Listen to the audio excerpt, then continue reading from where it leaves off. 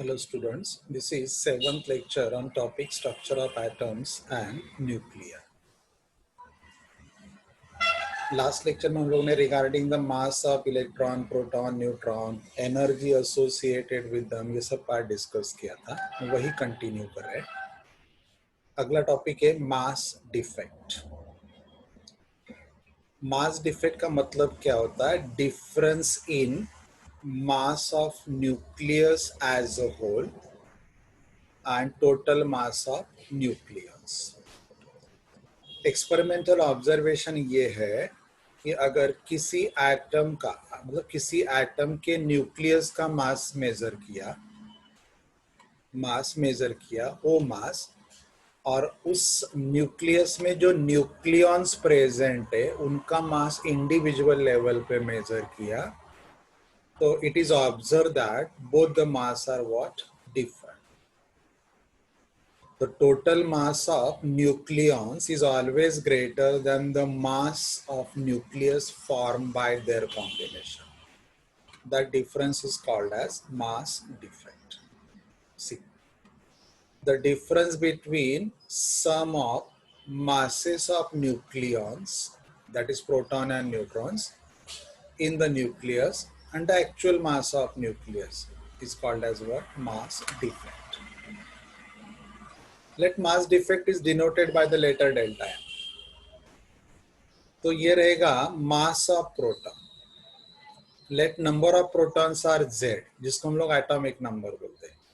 तो ये एक प्रोटॉन का मास है, they are Z in number, तो ये हो गया जेड प्रोटॉन्स का मास. ये हो गया एन इलेक्ट्रॉन्स का एन न्यूट्रॉन्स का मास. तो ये हो गया मास ऑफ न्यूक्लियॉन्स जो लोग न्यूक्लियस फॉर्म करेंगे, और ये हो गया मास ऑफ न्यूक्लियस. ये न्यूक्लियस का मास है वन पीस, और ये उसके मेंबर्स का मास है जो इंडिविजुअल लेवल पे मेजर किया था. एन की जगह आप ए माइनस जेड भी ले सकते हो, atomic mass number minus atomic number. तो this formula is giving you mass defect, right. ये सब symbols. What is packing fraction? Mass defect को नंबर ऑफ न्यूक्लियॉन्स यानी ए से डिवाइड करो, that is giving you packing fraction. Mass defect per nucleon is called as packing fraction. वही formula है, mass defect upon number of nucleons. ये बहुत आसान है, इसमें न्यूमेरिकल सॉल्व करने आपने 2-2 मार्क के, राइट. इससे आ जाएगा. एक ऑब्जर्वेशन है कि packing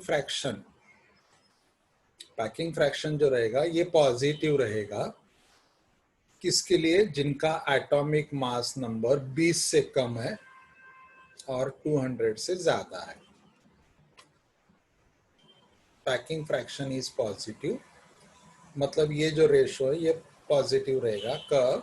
when atomic mass number is greater is less than 20 से कम चाहिए और 200 से ऊपर चाहिए, राइट. क्योंकि जिनका एटॉमिक मास नंबर 20 से कम रहेगा उनका स्टेबिलिटी बहुत कम रहता है, और जिनका एटॉमिक मास नंबर 200 के ऊपर रहेगा उनका भी स्टेबिलिटी बहुत कम रहता है.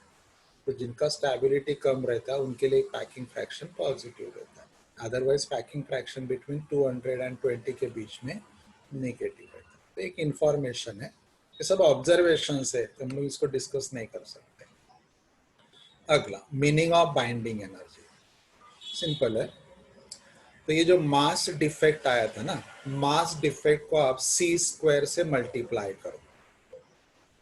तो delta M into C square, this is the energy. This energy is used to keep all the nucleons together to form the nucleus. उसको बाइंडिंग एनर्जी बोला जाएगा. या उतना ही एनर्जी लगता है to keep those nucleons separate at a long distance so that they again will not react, right. देखो कैसे. The binding energy of nucleus is defined as the energy required to break up the nucleus into its constituent protons and neutrons and to separate them to such a large distance, मतलब beyond the range, they may not interact with each other again. इसको binding energy बोल सकते हो। मतलब वो combine थे, उनको break किया और लॉन्ग डिस्टेंस पे सेपरेट किया कि वो वापस कंबाइन नहीं हो। इस प्रोसेस में जो एनर्जी लगता है उसको बाइंडिंग एनर्जी बोलते हैं, या तो उसका कॉन्वर्स मीनिंग भी ले सकते हैं। The binding energy of nucleus is defined as the surplus energy. Surplus मतलब additional energy which the nucleons give up by virtue of their attraction when they become bound together to form a nucleus।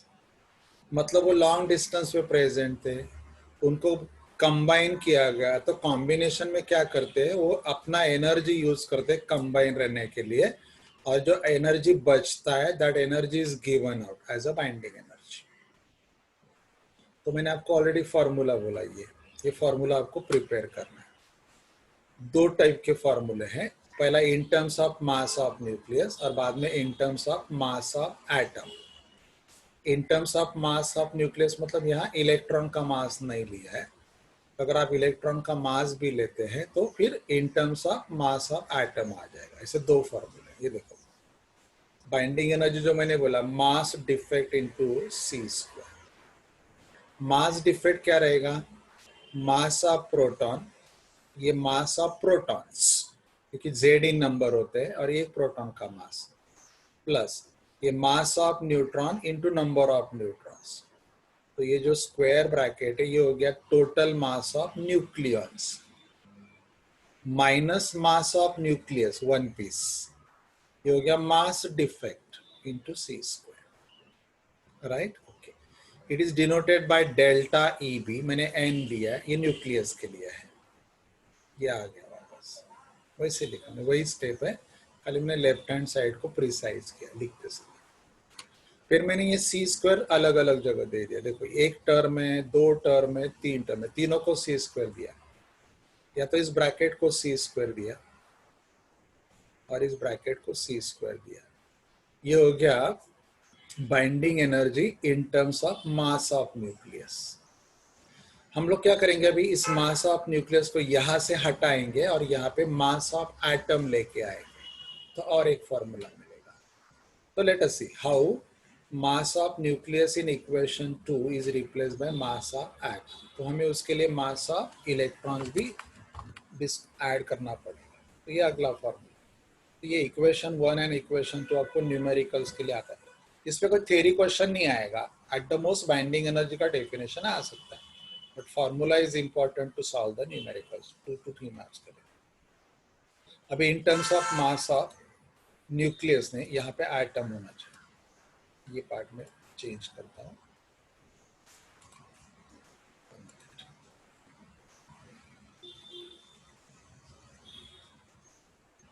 In terms of mass of atom,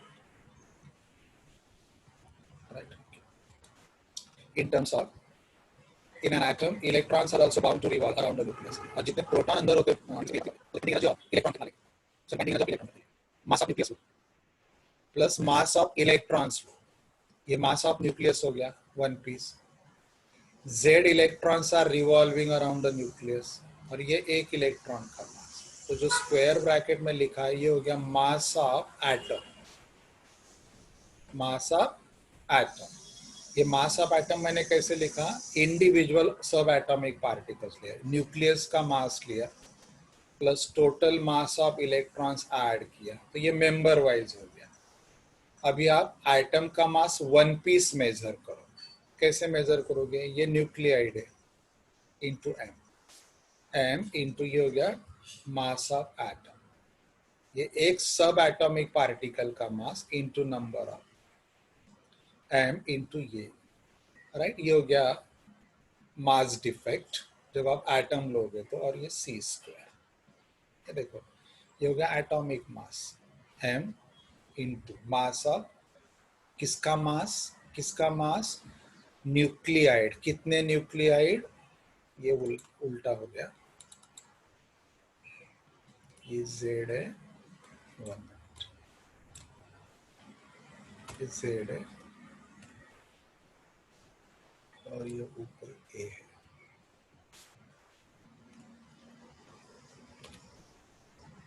right. तो ये देखो, मैं वापस यहाँ से शुरू करता हूँ। ये था binding energy associated with the nucleus. ये है energy because of individual nucleus, और ये energy with the nucleus. Subtract करो, ये बाइंडिंग एनर्जी आएगा। अभी इन टर्म्स ऑफ एटम लिखना है तो क्या करेंगे, तो इलेक्ट्रॉन्स का मास भी ऐड करना पड़ेगा। तो ये ब्रैकेट में देखो, ये है मास ऑफ न्यूक्लियस, ये एक एटम का मेंबर है, और जेड इलेक्ट्रॉन्स है तो ये जेड इलेक्ट्रॉन्स का मास, ये भी एटम के मेंबर है। ये टोटल मास हो गया इंडिविजुअल लेवल पे, माइनस एटम का मास सब्ट्रैक्ट करो, ये वन पीस मास रहेगा एटम का। तो वन पीस कैसे मास लिखोगे, एम इंटू ये एक्स ए, एटॉमिक मास होगा।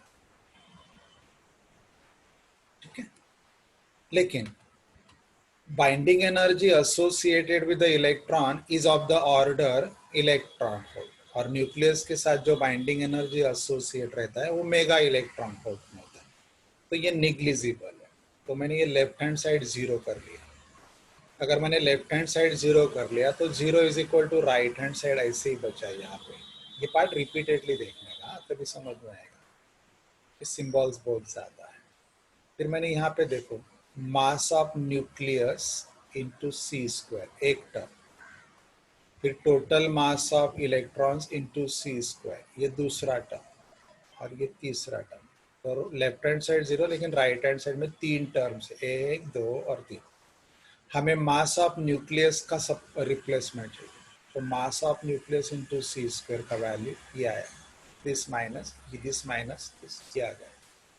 ये जो वैल्यू है, ये वैल्यू आप इक्वेशन 2 में सब्स्टिट्यूट करो। यहाँ ये वैल्यू यहाँ सब्स्टिट्यूट करो, ये जो वैल्यू है ना, ये यहाँ सब्स्टिट्यूट करो और सिंप्लीफाई करो। देखो, पुट इन इक्वेशन, सब्स्टिट्यूट किया मैंने तो ये आ गया मास ऑफ न्यूक्लियस की जगह। ठीक है, अभी यहाँ पे देखो, ये जो है ये है mass of Z protons into c, ये है mass of Z electrons into C square. अगर इन दोनों को कंबाइन करेंगे आप तो आ जाएगा मास ऑफ हाइड्रोजन आइटम, क्योंकि हाइड्रोजन में जितने प्रोटॉन उतने इलेक्ट्रॉन होते हैं और न्यूट्रॉन तो होता नहीं। तो एम जेड एम पी और जेड एम ई, ये दोनों एक जगह करो, ये मैंने किया, और बाद में इसको आप रिप्लेस कर सकते हो। ये अगर मैं एक जेड का वैल्यू वन लूँ, जेड का वैल्यू वन लूँ, तो M P plus M E ये हो जाएगा mass of one hydrogen atom. लेकिन वो जेड तो है, तो जेड में कैरी करता है, ये हो जाएगा एनर्जी एसोसिएटेड विथ न्यूट्रॉन्स, और ये हो जाएगा energy associated with the atom. ये तीन, सी स्क्वायर कॉमन ले लो, ये कंबाइन। तो इक्वेशन 3 से आपको बाइंडिंग एनर्जी भी मिलेगा, ये एटम के लिए मिलेगा। या मैं थोड़ा चेंज और करूँ, ये आ जाएगा इन terms of atomic mass. This is the binding energy of nucleus in terms of atomic mass, और ये था binding energy of nucleus in terms of mass of the nucleus. तो दोनों फॉर्मूले अवेलेबल है, इक्वेशन 2 एंड इक्वेशन 3 इंपॉर्टेंट। ये थोड़ा paper पे या स्लेट पे वर्कआउट करके सॉल्व करो, तभी समझ में आए। जैसे मैंने समझने के लिए एक एग्जांपल दिया, ऐसे एग्जांपल्स नॉर्मली आपको सॉल्व करो। Consider the mass defect in terms of deuteron. Deuteron मतलब एक प्रोटॉन एक न्यूट्रॉन, राइट? ये hydrogen isotope, it is an isotope of hydrogen, it contains one proton and one neutron। तो mass of proton ये आ गया, ये हम लोगों ने ऑलरेडी ऊपर देखा है। ये मास ऑफ न्यूट्रॉन आ गया, दोनों कंबाइन करो, ये मास ऑफ न्यूक्लियॉन्स हो गया, मास ऑफ न्यूक्लियॉन हो गया, राइट? ये वाला बात। अगर आप मास ऑफ ड्यूटेरॉन लेते तो ये मास ऑफ ड्यूटेरॉन, मतलब ड्यूटेरॉन का न्यूक्लियस, ये मास है। अभी मास ऑफ न्यूक्लियस ऑफ ड्यूटेरॉन, ये मास ऑफ न्यूक्लियन से कम रहेगा, that is the mass defect. तो सब ट्रैक करो, दिस ये ज्यादा रहेगा, और ये कंबाइन होने के बाद ये सब ट्रैक करेंगे तो आपको ये वैल्यू आएगा, ये हो गया मास डिफेक्ट, एटॉमिक मास। अभी आपको पता है 1 atomic mass unit is about 931 mega electron volt.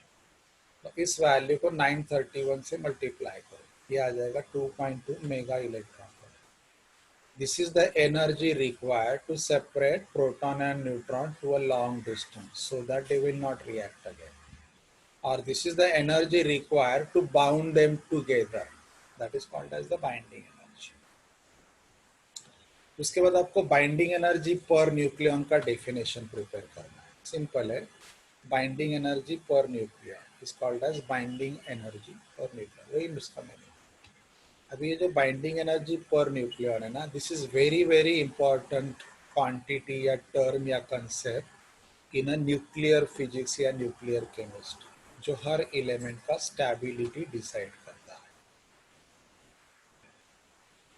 कुछ नहीं, मैंने खाली एनर्जी का न्यूमरेटर वैल्यू सब्स्टिट्यूट, फिर ये बाइंडिंग एनर्जी कर्व से कुछ कंक्लूजन ड्रॉ किए गए थे, वो कंक्लूजन्स आपको करना है, एक्सप्लेन नहीं करना है, जो ऑब्जर्वेशंस थे वो विदाउट कमेंट्स लिखना है। यहाँ एक ग्राफ प्लॉट किया गया है, ग्राफ में y axis is representing binding energy पर nucleon express in mega electron volt या मिलियन इलेक्ट्रॉन वोल्ट, एंड ये y एक्सिस है, और x axis represented by atomic mass number. तो जैसे जैसे आप एटॉमिक मास नंबर बढ़ाते जाओगे वैसे वैसे ये ग्राफ का नेचर चेंज हुआ है, ऐसे लाइक दिस। ये कुछ नंबर से ये याद नहीं रहते, खाली ग्राफ अगर आपको ड्रॉ करना हो एग्जाम में तो नेचर याद रखो, इन चीज़ों की ज़रूरत नहीं, खाली कुछ चीज़ें याद रखो, यूरेनियम याद रखो, आयरन याद रखो, बाकी कुछ ज़रूरत नहीं। और ये 8 मेगा इलेक्ट्रॉन की वोल्ट के ऊपर आना चाहिए ये क्वेश्चन, मतलब ग्राफ का लुक याद रखो, एलिमेंट्स के नाम याद करने की ज़रूरत नहीं। और ये जो प्लेट्यू है, ये जो प्लेट्यू है ना पार्ट, ये प्लेट्यू 8 और 9 मेगा इलेक्ट्रॉन वोल्ट के बीच में आना चाहिए, इतना ध्यान रहे, ठीक है। The graphical relation between binding energy per nucleon y-axis and atomic mass number x-axis is a binding energy curve. इससे कुछ कंक्लूजन्स ड्रॉ किए थे, कंक्लूजन्स प्रिपेयर करो। 99 टाइम्स क्वेश्चन नहीं आएगा लेकिन करो। कंक्लूजन्स क्या थे? तो पहला conclusion, it shows that binding energy per nucleon increases up to the element iron whose atomic number is 26 and atomic mass number is 56। Graph में देखो, जैसे जैसे आप एटॉमिक मास नंबर बढ़ाओगे बाइंडिंग एनर्जी पर न्यूक्लियन बढ़ते गया बढ़ते गया बढ़ते गया, यहाँ तक ये प्लेट्यू है, ये फ्लैट पोर्शन है ग्राफ का, तो आयन तक ये बढ़ा, ये observation. For Fe the binding energy per nucleon becomes the highest, it is about 8.7 mega electron। ये फिगर कुछ बुक्स में 8.6 रहेगा, कुछ बुक्स में 8.8 रहेगा, तो आप यहाँ पे सेफर साइड क्या लिखने का, which is about word add करने। यहाँ दूसरा conclusion, the elements whose atomic mass number is greater than iron and mass number is greater than 57, मतलब यहाँ से आगे ये पार्ट, यहाँ पे प्लेट्यू क्या हो रहा है, डिसेंड हो रहा है, फ्लैट पोर्शन डिसेंड हो रहा है, बाइंडिंग एनर्जी स्लोली डिक्रीजेस, ये डिक्रीज हो रहा है धीरे धीरे धीरे, कहाँ तक डिक्रीज होता है, यहाँ तक डिक्रीज होता है। Third, the element whose atomic mass number is around 200 के ऊपर, बाइंडिंग एनर्जी पर न्यूक्लियन बिकम 7 मेगा इलेक्ट्रॉन।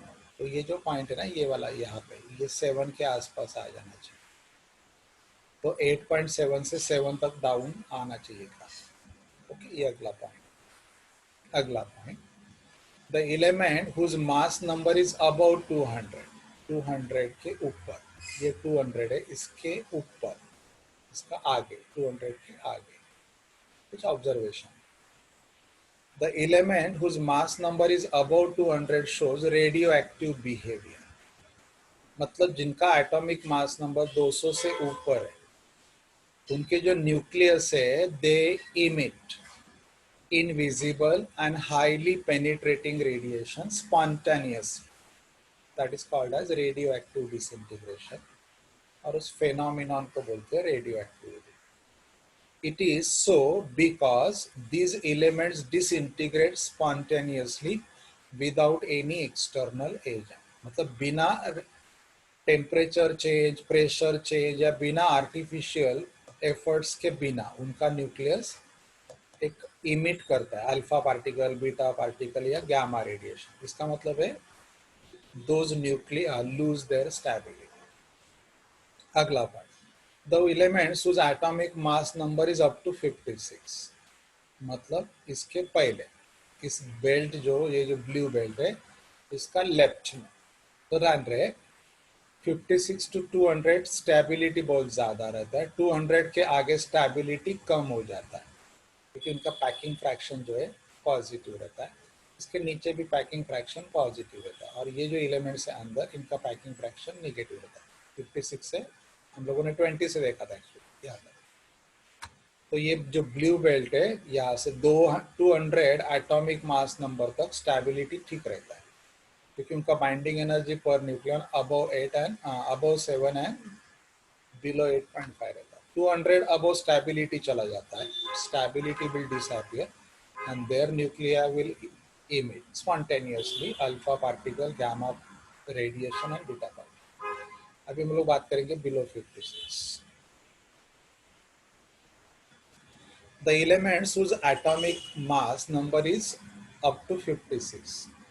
मतलब वो ब्लू बेल्ट का लेफ्ट में cannot disintegrate नहीं करेंगे but these elements undergo fusion process. Fusion का मतलब दो लाइट न्यूक्लियाई कंबाइन होंगे, एक हेवी न्यूक्लियस तैयार होगा and that process is accompanied by radiation of energy.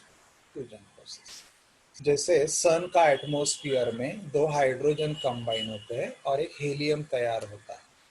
In that process दो लाइट न्यूक्लियाई कंबाइन हो रहे हैं, हेवी न्यूक्लियस तैयार हो रहा है and energy is emitted. In fact, large amount of energy is emitted in the form of heat and light that we receive on the Earth's surface. Agla, the elements whose atomic mass number is greater than 56 and around 200, जो मतलब जिनका stability ज़्यादा है, heavy nuclei, they cannot undergo fusion. वो combine नहीं हो पाते, right? अगर वो combine नहीं होते लेकिन वो split हो सकते. So splitting of heavy nucleus into light nuclei. This process is also accompanied by emission of energy. उसको बोलते हैं fusion process.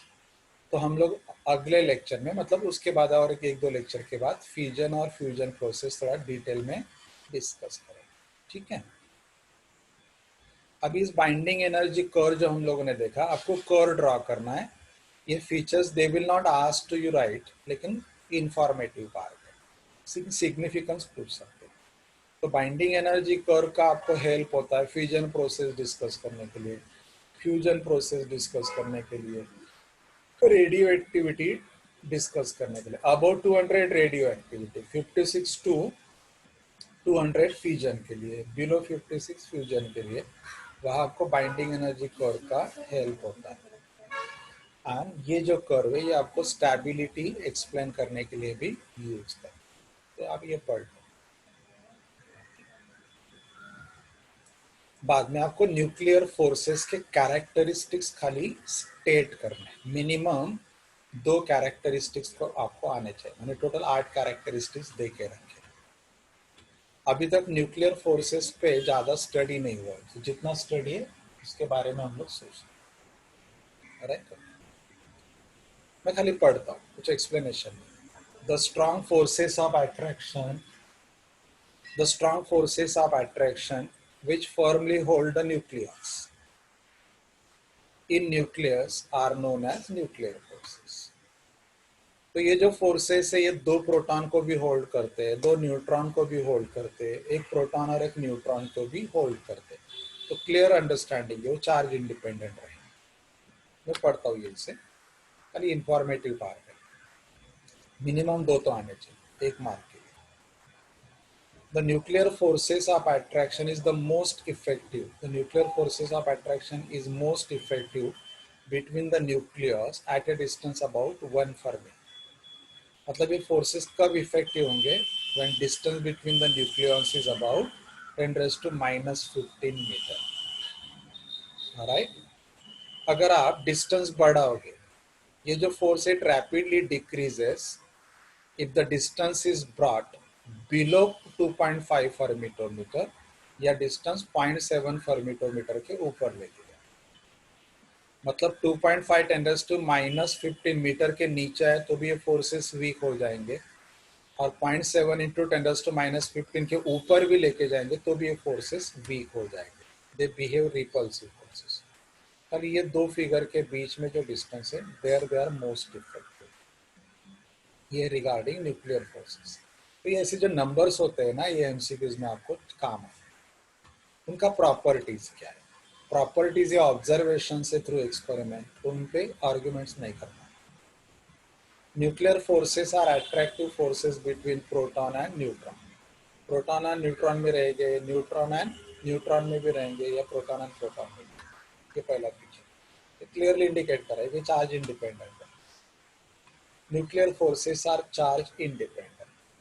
It was found that the nuclear forces between the two protons is same as that of the between two neutrons is same as that of the between proton and neutron.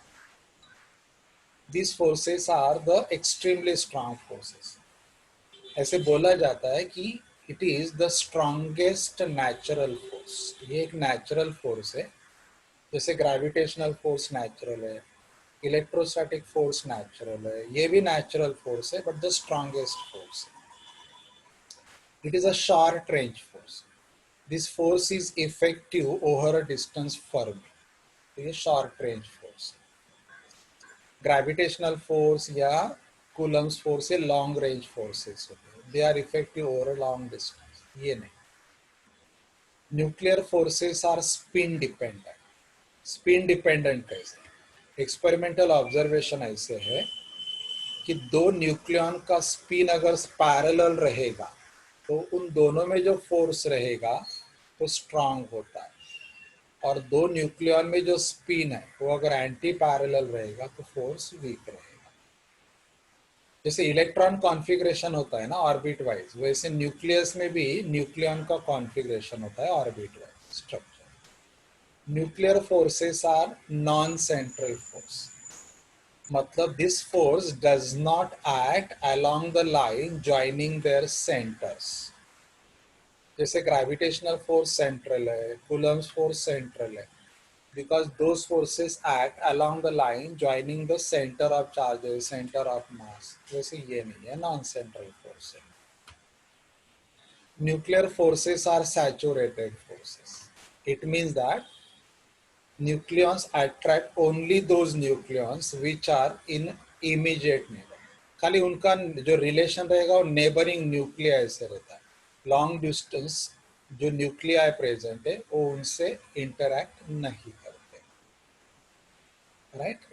Nuclear forces do not increase with increase in number of nucleon, मतलब अगर आप nucleons का number increase करते जाओगे तो nuclear force affect नहीं होगा। तो ये जो दो शीट है, lecture number 6 and lecture number 5, ये आप अच्छे से प्रिपेयर करो। रीडिंग सेशन है, रिपीटेडली पढ़ते रहो, क्योंकि इंफॉर्मेशन मल्टीपल चॉइस क्वेश्चन के लिए काम आएगा, और फॉर्मूला 2 या 3 मार्क का न्यूमेरिकल सॉल्व करने के लिए। In the next lecture we will discuss about the topic radioactivity. Thank you.